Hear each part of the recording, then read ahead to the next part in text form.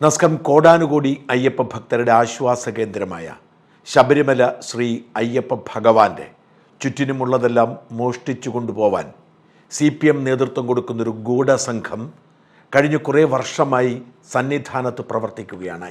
ആ സംഘത്തിലെ പ്രധാനികളെല്ലാം ജയിലിലാണിപ്പോൾ. അതിൻ്റെ പിന്നിലുള്ള രാഷ്ട്രീയ ബന്ധം ഇതുവരെ പൂർത്തിയായിട്ടില്ല. എങ്കിൽ പോലും അന്വേഷണം അവിടെ തന്നെ എത്തുമെന്നാണ് കണക്കാക്കപ്പെടുന്നത്. അതിനിടയിലാണ് സകല മനുഷ്യരെയും ഞെട്ടിച്ചുകൊണ്ട് ഭഗവാന്റെ പിതൃതുല്യനായി വിശ്വാസികൾ കണക്കാക്കുന്ന ശബരിമലയിലെ പ്രധാന തന്ത്രി ഖണ്ഡരര് രാജീവര് അറസ്റ്റിലാകുന്നത്. ഭഗവാന്റെ സ്വത്തും സ്വർണവുമൊക്കെ മോഷ്ടിച്ചെടുക്കാൻ രാഷ്ട്രീയക്കാർക്ക് ഉളുപ്പില്ല എന്ന് പറയുന്നതിൽ അത്ഭുതമൊന്നുമില്ല. എന്നാൽ ഭഗവാന്റെ പിതൃതുല്യനായി കണക്കാക്കുന്ന തന്ത്രി ആ മോഷണത്തിന് കൂട്ടുനിന്നു, അതിൻ്റെ ഭാഗമായി എന്ന് കേൾക്കാൻ പോലും ഒരു വിശ്വാസിയും ആഗ്രഹിക്കുന്നില്ല. വാസ്തവത്തിൽ വിശ്വാസത്തിന് നേരെയുള്ള വല്ലാത്ത ഒരു കാർക്കിച്ചു തുപ്പലാണ് ഭഗവാന്റെ പിതൃതുല്യൻ എന്ന് കണക്കാക്കുന്ന തന്ത്രി മോഷണ കേസിൽ, അതും ഭഗവാനെ മോഷ്ടിക്കാൻ ശ്രമിച്ച കേസിൽ അറസ്റ്റിലായി എന്ന് പറയുന്നത് പോലും. ഇപ്പോഴും അത് വിശ്വസിക്കാൻ പ്രയാസമാണ് മിക്ക ഭക്തർക്കും. പക്ഷേ അത് വിശ്വസിച്ചേ മതിയാവൂ എന്ന സാഹചര്യമാണുള്ളത്.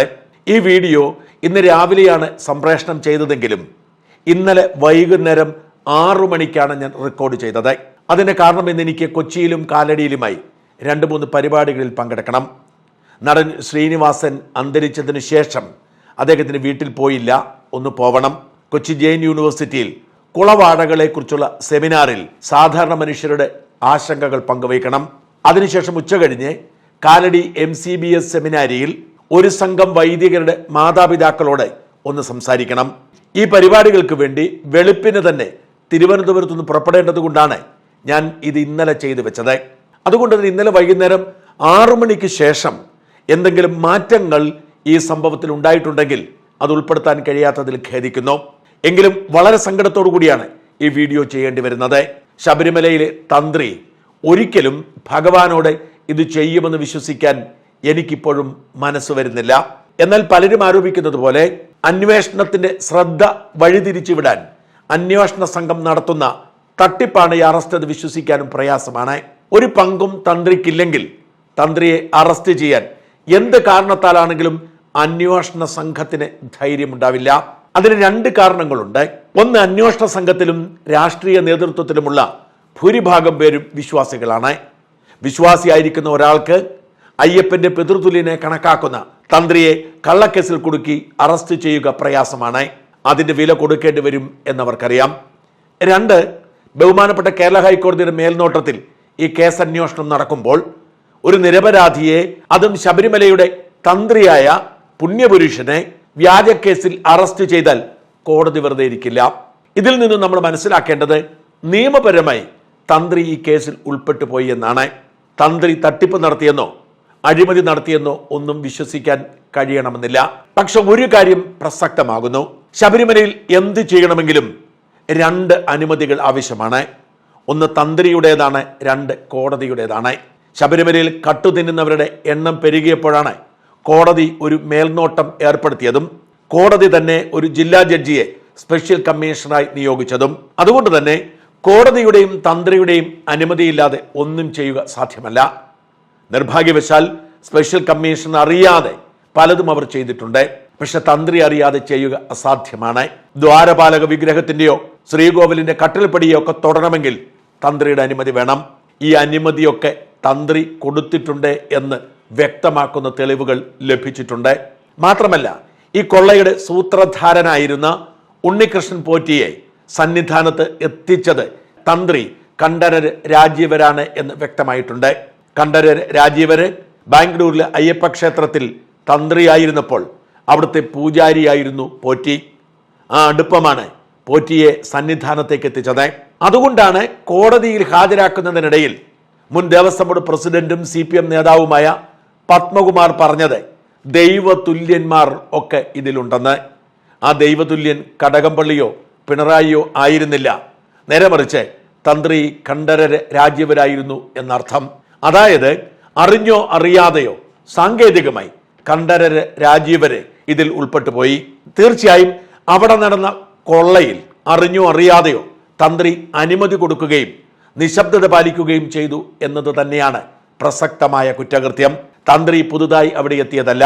താഴമൺ കുടുംബത്തിന്റെ തുടർച്ചയായി ദീർഘകാലമായി അവിടെയുണ്ട്. 98-ൽ വിജയമല്യ 32 കിലോഗ്രാം സ്വർണം അവിടെ കൊണ്ടുവന്ന് പൊതിഞ്ഞു. അത് കട്ടിളപ്പടിയും ദ്വാരപാലക ശില്പവും ഒക്കെയാണ് എന്ന് അറിയാവുന്നയാൾ തന്നെയാണ് തന്ത്രി. ഉണ്ണികൃഷ്ണൻ പോറ്റി ദുരൂഹമായ ഇടപാടുകൾ നടത്തുമ്പോൾ അതിനെല്ലാ ഒത്താശയും ചെയ്തു കൊടുത്ത് ദേവസ്വം ബോർഡ് അംഗങ്ങളും പ്രസിഡന്റുമൊക്കെ അവിടെ തന്നെ കുടിയിരുന്നപ്പോൾ അതിനൊക്കെ കണ്ണടച്ചിട്ടുണ്ടാവും തന്ത്രി. അങ്ങനെ ഏതെങ്കിലും തരത്തിൽ തന്ത്രിക്ക് ഉത്തരവാദിത്വമില്ലാതെ വരില്ല. എന്തായാലും തന്ത്രിയുടെ അറസ്റ്റ് വലിയ ആശങ്കകൾക്ക് കാരണമാക്കിയിരിക്കുന്നു. തന്ത്രിയെ പിന്തുണയ്ക്കാൻ തന്ത്രിയുടെ സഹോദരിയുടെ മകനായ രാഹുൽ ഈശ്വർ അല്ലാതെ ആരെയും കാണാനില്ല. സംഘപരിവാറുകാർ പോലും മൗനം പാലിച്ച് മാറി നിൽക്കുന്നു. ബൈജു സ്വാമി ഇങ്ങനെ എഴുതുന്നു: കഴിഞ്ഞ ദിവസം ഒരു ചാനൽ ചർച്ചയിൽ ഹിന്ദുത്വ പ്രചാരകനായ അഡ്വക്കേറ്റ് കൃഷ്ണരാജ് ജോക്കി രാഹുലുമായി നേരിട്ടുള്ള ഏറ്റുമുട്ടലിൽ ഒരു സനാതന സത്യം പറഞ്ഞു. ശബരിമലയിലെ കൊള്ള തന്ത്രി കുടുംബം അറിയാതെ നടക്കില്ല.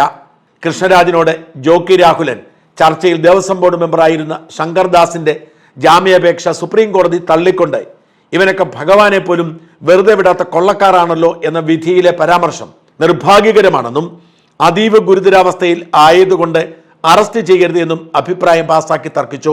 കൃഷ്ണരാജ് ഉടനെ തന്നെ ചോദിച്ചു, നീ ആരാണ് ഇതൊക്കെ നിശ്ചയിക്കാൻ? കോടതിക്ക് ആരെ അറസ്റ്റ് ചെയ്യണമെന്ന് പറയാനുള്ള അവകാശമുണ്ട്.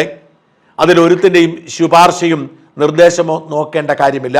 കൃഷ്ണരാജിന്റെ മൂഡ് മാറുന്നത് കണ്ടതുകൊണ്ട് ആങ്കർ ഉടനെ ബ്രേക്ക് എടുത്തുകൊണ്ട് ജോക്കി രാഹുലിനെ രക്ഷിച്ചു. ജോക്കി രാഹുലൻ എന്ന ചെറ്റ തന്ത്രി കുടുംബം അയ്യപ്പന്റെ മേലുള്ള അവകാശം തങ്ങൾക്കാണ് എന്ന രീതിയിൽ കിടന്ന് വിലസാൻ തുടങ്ങിയിട്ട് കാലം കുറയായി. ഇപ്പോൾ കണ്ടല്ലോ അയ്യപ്പനെ പോലും അടിച്ചു മാറ്റുന്ന സാമൂഹ്യ വിരുദ്ധ കുടുംബത്തിന്റെ കൊള്ള.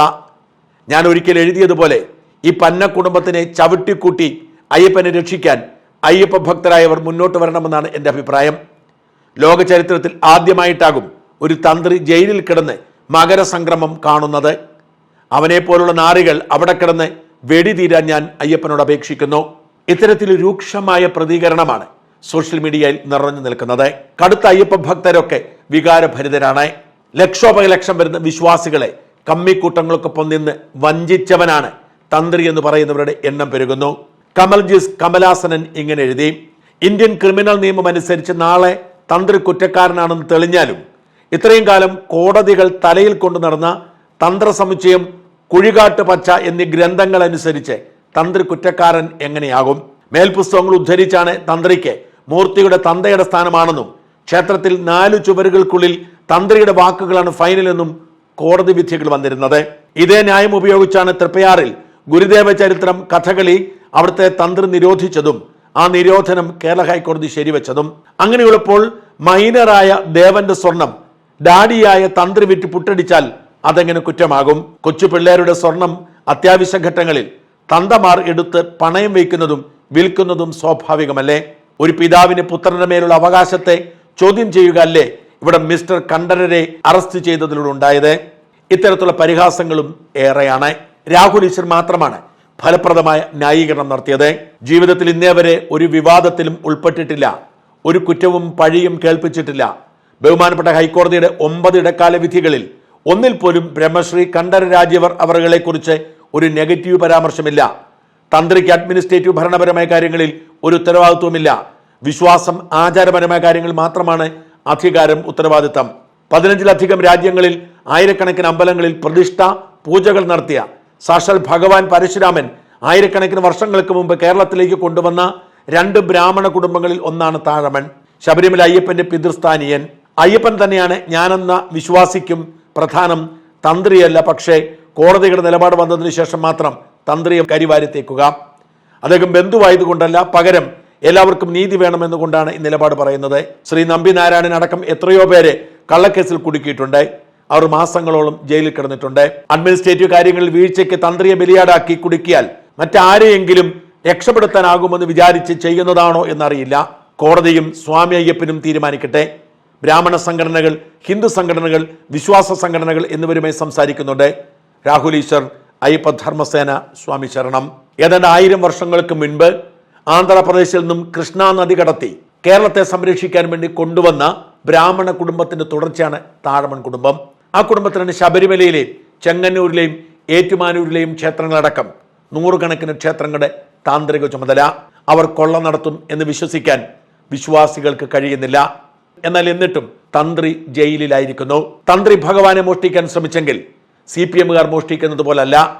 അവർ കൊള്ളക്കാരാണെന്ന് നമുക്കറിയാം. എന്നാൽ ഭഗവാന്റെ പ്രതിരൂപമായി നിന്ന് ഭഗവാന്റെ ആത്മീയ ചൈതന്യം പ്രതിഷ്ഠയിലേക്ക് ആവാഹിച്ച് ഭഗവാന്റെ ജീവൻ നിലനിർത്തുന്ന തന്ത്രി കൊള്ള നടത്തിയെങ്കിൽ വെറും ശിക്ഷ പോരാ. അങ്ങനെ ഒരു കുറ്റകൃത്യം തെളിയിക്കാൻ കഴിഞ്ഞാൽ ആ കുറ്റകൃത്യത്തിന് കൊടുക്കാൻ കഴിയുന്ന പരമാവധി ശിക്ഷ തന്നെ കൊടുക്കണം. എന്നാൽ വിധിക്കാൻ വരട്ടെ, ഒരു രൂപ പോലും ലാഭമുണ്ടാക്കാതെ കുറ്റകരമായ മൗനത്തിന്റെ പേരിൽ സാങ്കേതികമായി കുടുങ്ങിയതാണെങ്കിൽ അല്പം സിമ്പതിയും എമ്പതിയുമാവാം.